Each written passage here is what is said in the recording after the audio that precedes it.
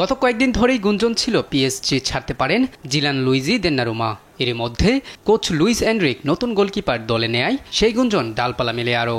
সবশেষ UEFA super কাপের squad থেকে বাদ পড়ে আনুষ্ঠানিকভাবে নিজের ক্লাব ছাড়ার সিদ্ধান্তের কথা জানিয়েই দিলেন দোন্নারুমা। সামাজিক যোগাযোগ মাধ্যম ইনস্টাগ্রামে এক পোস্টের মাধ্যমে পিএসজি ছাড়ার কথা জানান দোন্নারুমা। সেই বার্তায় তিনি লিখেছেন, এখানে পা রাখা প্রথম দিন থেকেই আমি মাঠে এবং মাঠের বাইরে নিজের সবটুকু দিয়েছি নিজের লক্ষ্য এবং পিএসজিকে আগলে রাখার জন্য।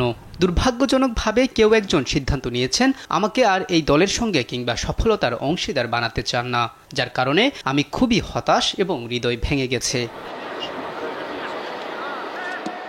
বুধবার রাতে উয়েফা সুপার কাপের ম্যাচে ইউরোপা লিগ জয়ী টটেনহ্যামের মুখোমুখি হবে পিএসজি। এই ম্যাচের স্কোয়াড থেকে দোন্নারুমাকে বাদ দেওয়ার পর এনরিক বলেছিলেন, দোন্নারুমা বিশ্বের অন্যতম সেরা গোলরক্ষক, তা নিয়ে কোনো দ্বিধা নেই এবং একই সঙ্গে একজন ভালো ব্যক্তিও। কিন্তু এটি উচ্চ পর্যায়ের ফুটবলারদের জীবন। কঠিন এই সিদ্ধান্তের জন্য আমি শতভাগ দায়ী।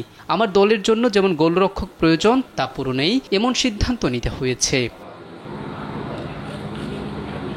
এরই মাঝে গত শনিবার আরেক ফরাসি ক্লাব লিল থেকে গোলকিপার লুকাস শেভালিয়ারকে দলে ভিড়িয়েছে পিএসজি।